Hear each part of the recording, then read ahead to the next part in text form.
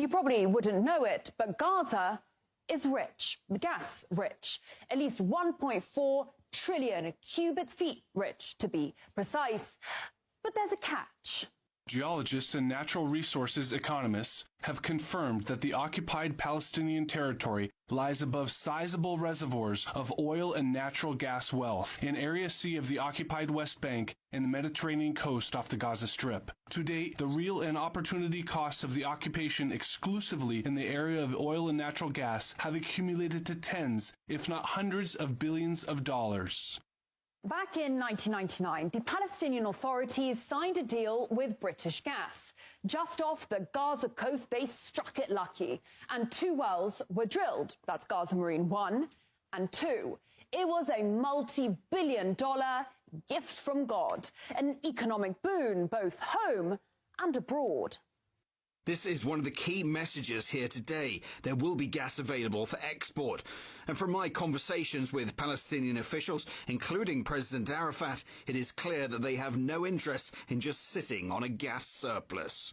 Fast forward to 2007, Hamas comes to power and Israel launches an offensive on the Gaza Strip, leaving behind 1,400 dead Palestinians, but taking with it the gas fields. Now, within the year, Israel announced the discovery of the Leviathan natural gas field, which did include Gaza's riches, all in all valued at $453 billion. Now, since then, Gazans haven't seen a shekel, or to be more accurate, they have been denied around $47 billion in revenue. As for Tel Aviv, well, it's gunning to become a new hub. This is a historical moment in which the small country of Israel becomes a significant player in the global energy market.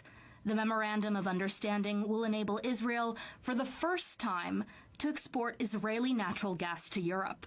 And it is even more impressive looking at the significant set of agreements we signed over the last year, which position Israel and the Israeli energy and water sectors as a key global player. Let's just run through this then. At that moment in time, so we're talking 2022, Russian oil and gas was sanctioned. Iranian oil was sanctioned. Syrian oil fields were, and still are, illegally occupied by US forces. Now, the key port of Latakia was being bombed by Israel, and the port of Beirut, the gateway to the Middle East, lay in ruins. Enter this small country of Israel right here with its seas of gas, its working ports, an answer to Europe's problems, and perhaps, most critically, the US blessing. Because in case you didn't know, US Congress has decided that Israeli energy is in the highest national security interests of Washington. So DC was only too happy for Tel Aviv to become a key global player. After all, it had itself previously mulled over ways in which to make its 51st state a window onto Europe. Another interesting application of nuclear excavation would be a sea-level canal 160 miles long across Israel, connecting the Mediterranean with the Gulf of Aqaba and thus the Red Sea and the Indian Ocean. Such a canal would be a strategically valuable alternate to the present Suez Canal.